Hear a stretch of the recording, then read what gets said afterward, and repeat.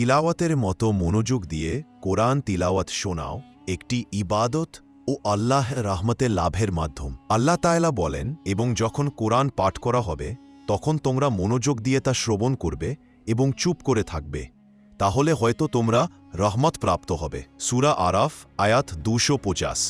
ইমাম তাবারী এই আয়াতের ব্যাখ্যায় বলেছেন, আল্লাহ তাআলা তার মুমিন বান্দাদের এ নির্দেশ দিয়েছেন যে যখন কোরআন তিলাওয়াত করা হয় তখন মনোযোগ দিয়ে তা শ্রবণ করো, যেন ভালোভাবে বুঝতে পারো এবং তা থেকে উপদেশ গ্রহণ করতে পারো। আর কোরআন তিলাওয়াতের সময় চুপ করে থাকবে, যেন তা বুঝতে, হৃদয়ঙ্গম করতে ও তা নিয়ে চিন্তা ভাবনা করতে পারো। কোরআন তিলাওয়াতের সময় কথা বলবে না, তাহলে বুঝতে অসুবিধা হবে।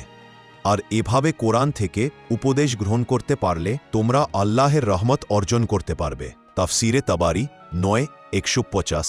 আলেমরা বলেন, মোবাইল কোরআন তিলাওয়াত শুনলেও সওয়াব পাওয়া যাবে।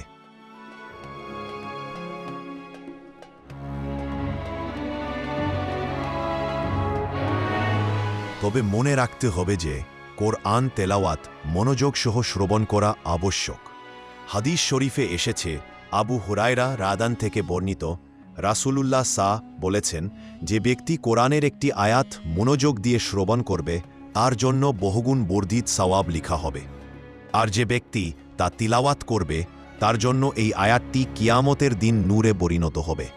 মুসনাদে আহমদ হাদিস 854। ইবনু আব্বাস বলেন, যদি কেউ আল্লাহর কিতাবের একটি আয়াত মনোযোগ সহ শ্রবণ করে তাহলে তা কিয়ামতের দিন তার জন্য নূরে পরিণত হবে। সুনানুদ দারিমি হাদিস 545। Desk report, recap news.